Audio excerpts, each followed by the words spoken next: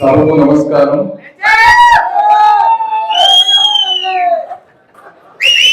మీరు ఇలా వేస్తే నా ఫ్లో అవుతుంది.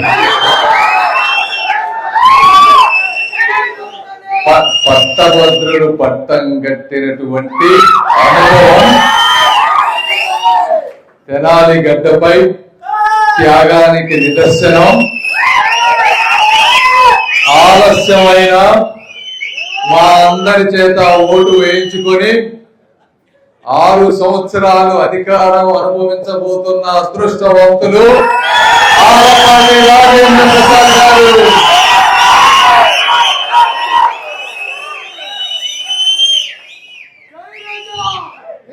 ఇందాక వస్తా ఉంటే చూసా మీ అభిమానం, మీ ఉత్సాహం, ఇవన్నీ. యాక్చువల్ గా ఎలక్షన్స్ ముందే నాకు తెనాలి వస్తే అందరూ వచ్చి సార్ రాజా గారికి సీట్ ఇప్పిండి సార్ అనేవాడు. పొద్దు నుంచి సాయంత్రం దాకా రోజు ఇదే పంచాయతీ ఉండేది నాకు. ఎందుకంటే ఫస్ట్ గురిపాలనలో నేను వచ్చింది ఇక్కడ అడుగు పెట్టినప్పుడు. ఏంది రాజా గారు ఇంత మందిని ఎట్లా చేసుకున్నారు, ఇంత పకడ్బందీగా ఇంతమంది చెప్తున్నారని నాకు కూడా ఆశ్చర్యం వేసేది. ఏది రాజా గారు చేపిస్తున్నారా, నిజంగానే అభిమానం ఉందా ఇందులో అని. అంటే ఆ విధంగా ఉంటే ఆ రోజున నాకు నిజంగానే అనిపించింది. వాస్తవం అంటే ఎంత కష్టపడకపోతే అందులో అన్ని రకాల వర్గాల వారు, కులాల వారు, మతాల వారు అందరూ వచ్చి చెప్పేవాడు 1-10 సార్లు. ఆ రోజున అప్పుడు నేను చంద్రబాబు నాయుడు గారితో మాట్లాడతా, సార్ చాలా అభిమానం ఉంది ఆయనకి, ఎట్టి పరిస్థితులు ఎక్కడ వచ్చి న్యాయం చేయాలి, ఇది ధర్మబద్ధం అని చెప్పి నాకు తెలిసిన లాంగ్వేజ్ లో నాకు ఎప్పుడు అవకాశం వచ్చినప్పుడు 1-2 సార్లు చెప్పాను. వారు కూడా ట్రై చేశారు. అయినప్పటికీ కొన్ని ఈ క్యాస్ట్ ఈక్వేషన్స్ వల్ల కానీ, సామాజిక సమీకరణల వల్ల కానీ ఆ రోజున కుదరలేదు. అయినప్పటికీ కూడా రాజా గారు చెప్పినట్టు మేమందరం కూడా ఎట్లా ఎవరిని అన్నప్పుడు ఇందులో నిస్సంకోచంగా వేరే వాళ్ళకి అవకాశం ఏమీ లేదు, ఇందులో పెద్ద డిస్కషన్ కూడా ఏమీ లేదని ఆ రోజు రాజా గారి పేరు మేమందరం కూడా సూచించడం జరిగింది. ఇది ఎందుకు చేశారంటే, ఒకటి మీరు మీ మీద వెతుకున్నటువంటి అభిమానం వారు, రెండోది సీట్ రానప్పుడు ఎవరికైనా బాధ ఉంటుంది. ఎందుకంటే అన్ని సుదీర్ఘ రాజకీయ అనుభవం ఉన్నప్పుడు బాధ రాకపోతే ప్రాబ్లం, బాధ వచ్చిందంటే మనిషి అన్నట్టు బాధ ఉంటుంది, అది తప్పులేదు.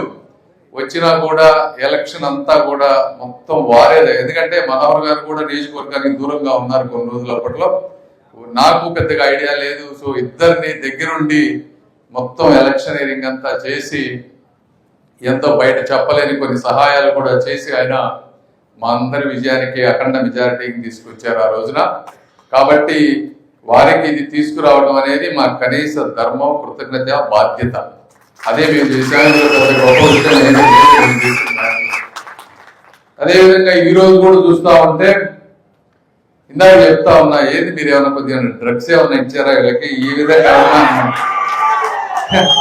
ఆ విధమైనటువంటి ఒకటి ఉత్సాహం, ఉప్పొంగేటువంటి అభిమానం. అంటే మొత్తం సైలెంట్ అయిపోతారు. ఇది నేను ఎక్కడ చాలా తక్కువ మంది నాయకుల్లో చూసినటువంటి, అది మీకు వారికి ఉన్నటువంటి అవినాభావ సంబంధం. కాబట్టి చూస్తా ఉంటే చాలా ఆనందంగా ఉంది. ఇంకొక విషయం రాజా గారు చెప్పినట్టు ఇప్పటి నుంచి చాలా ఇంపార్టెంట్ ఏంటంటే, ఈ రాష్ట్ర భవిష్యత్తు బాగుండాలి అంటే కనీసం 10 నుంచి 15 సంవత్సరాలు ఈ కూటమి ప్రభుత్వం అధికారంలో ఉండాల్సినటువంటి అవసరం చాలా ఇంపార్టెంట్. ఎందుకంటే ఒక చిన్న ప్రాజెక్టు శాంక్షన్ చేసి తీసుకురావటానికి నేను కేంద్ర మంత్రిగా ఉంటేనే ఎంతో టైం పడతా ఉంది. అంతా నాకు వ్యవస్థలన్నీ అర్థం చేసుకొని మనుషులందరూ ఉండి, సమర్థత ఉండి అందరినీ కలుపుకొని వెళ్ళగలిగిన నాకే ఇన్ని రోజులు పడతా ఉంది అంటే మామూలుగా చాలా కష్టం. ఒక ప్రాజెక్ట్ తీసుకురావడం, తీసుకువచ్చిన తర్వాత దాన్ని ఎగ్జిక్యూట్ చేయడం ఇంకా చాలా కష్టం. ఇవన్నీ కాబట్టి 2-3 సంవత్సరాల్లో ఏది అయ్యేటువంటి పరిస్థితి ఉండదు. కాబట్టి కనీసం 10-15, ఇప్పుడంటే ఔటర్ రింగ్ రోడ్డే మీకు ఎగ్జాంపుల్ చెప్పాలి. ఔటర్ రింగ్ రోడ్ వచ్చేటప్పటికి 70 మీటర్లు అని పెట్టారు. ఫస్ట్ 70 మీటర్లు అంటే మేమేమో 70 మీటర్లు అంటే ఇప్పుడు బాగా ఉంటుంది, కాకపోతే ఒక 25-30-40 సంవత్సరాలకు వెళ్ళేటప్పటికీ ఈ పెద్ద నగరం అయిపోతే అందరు ప్రతి ఇంటికి కారు వస్తే, ఎందుకంటే ఇక్కడ వాళ్ళందరూ భూముల రేట్లు పెరుగుతాయి, అందరూ కార్లు కొనుక్కునేటువంటి పరిస్థితి అన్ని ఉంటుంది. ఫ్యూచర్ లో ఇది సరిపోదని దాన్ని 140 మీటర్లు పెట్టమని అడిగాం. 70 మీటర్లతో ఎంత ప్రాజెక్ట్ స్టేజ్కి వచ్చిన తర్వాత మళ్ళీ మన చంద్రబాబు గారు వచ్చిన తర్వాత మళ్ళీ దాన్ని 140 మీటర్స్ అంటే మళ్ళీ మొత్తం రీడిజైన్లు చేయించాలి, కేబినెట్కి వెళ్ళాలి, మోదీ గారు అప్రూవ్ చేయాలి. దీనికి మళ్ళీ 4,000 కోట్లు ఎక్స్ట్రా ఖర్చు అవుతుంది. వారు భరిస్తారా, మనం భరిస్తామా, ఏ విధంగా భరిస్తాం, ఇవన్నీ చేయటం ఒక ఎత్తు.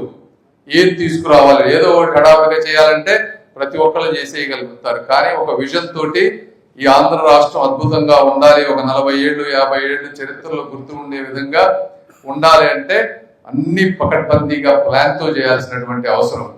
ఇవన్నీ చేసి డబ్బులు తీసుకొచ్చి ల్యాండ్ ఎక్విజిషన్ లో మీకు తెలిసి ఎంత ప్రాబ్లమ్స్ ఉంటాయో, మళ్ళీ అందులో కొంతమంది ల్యాండ్ ఇవ్వనంటారు. ఇవన్నీ అడ్జస్ట్ చేసుకొని రోడ్లు వేసి ఇవన్నీ చేయాలంటే చాలా టైం పడుతుంది. కాబట్టి 10-15 సంవత్సరాలు ఈ కూటమి ఏదైనా క్యాపిటల్ కట్టాలన్నా అన్నిటిలోనూ అదే పరిస్థితి. కాబట్టి ఆ విశాల దృక్పథం దృష్ట్యా కూడా ప్రతి ఒక్కళ్ళు కూడా ఎవరికి తగ్గట్టుగా వాళ్ళు కలిసి ఎలా పనిచేయాలి అనేది నిర్ణయించుకోవాలి. ఎందుకంటే తెలుగుదేశం, జనసేన, బీజేపీ విడిపోతే మొదటగా లాభపడే వ్యక్తి జగన్మోహన్ రెడ్డి గారు, ఎక్కువగా నష్టపోయేది ఆంధ్ర రాష్ట్రం. కాబట్టి వారు చెప్పింది ఇది చాలా ఇంపార్టెంట్. మనం ఎక్కడ కూడా ఈ రోజు మీరు వాస్తవంగా చంద్రబాబు నాయుడు గారి దగ్గర నుంచి కొన్ని నేర్చుకోవాలి. మనం కూడా అందరం మనకి అధికారం అంటే ఆంధ్ర రాష్ట్రంలో ఉన్నటువంటి ఎంపీలపై ఆధారపడి ఈరోజు కేంద్ర ప్రభుత్వం నడుస్తూ ఉంది. ఏదైనా అడగొచ్చు, ఏదైనా చేయొచ్చు. అయినప్పటికీ కూడా చంద్రబాబు నాయుడు గారు తగ్గి జాగ్రత్తగా మేము కానీ అందరం కూడా ఒక మంచి అవినాభావ సంబంధం ఈరోజు బీజేపీ వారితోటి పెంచుకొని ఎక్కడికక్కడ ప్రాజెక్ట్స్ తీసుకొచ్చేటువంటి పరిస్థితి. ఇప్పుడు మీరు కూడా చూస్తే నేను కూడా చాలా తీసుకురాగలిగాను. ఒక 9 నెలల్లో అన్నీ తీసుకురాగలిగామంటే మామూలుగా అయితే చాలా కష్టం. మీరు చూస్తుంటారు గత 20-30 సంవత్సరాల్లో ఎన్ని బ్రిడ్జిలు వచ్చినాయి, ఎన్ని వచ్చినాయి అనేది. ఇవన్నీ చేయగలుగుతున్నాం అంటే బీజేపీ వారి సపోర్ట్ ఉంది. చంద్రబాబు నాయుడు గారు మేము అక్కడ ఏ విధంగా అయితే అందరితో కలిసి పని చేసుకుంటున్నామో మీరు కూడా కంపల్సరీగా ఆ విధంగా కలిసి పని చేయాలి అని చెప్పి మీ అందరికీ మనస్ఫూర్తిగా కోరుకుంటూ మరొకసారి రాజా గారికి వచ్చినటువంటి అవకాశాన్ని వారు సద్వినియోగం చేసుకుంటారని ఆశిస్తూ మా బాధ్యత అయిపోయింది, మీరు మాకు చేసిన దానికి మేము మా బాధ్యత అయిపోయిందని తెలుపుకుంటూ మా తెనాలి ప్రజలందరికీ కూడా మనస్ఫూర్తిగా కృతజ్ఞతలు తెలుపుకుంటూ సెలవు తీసుకుంటారు. Thank you.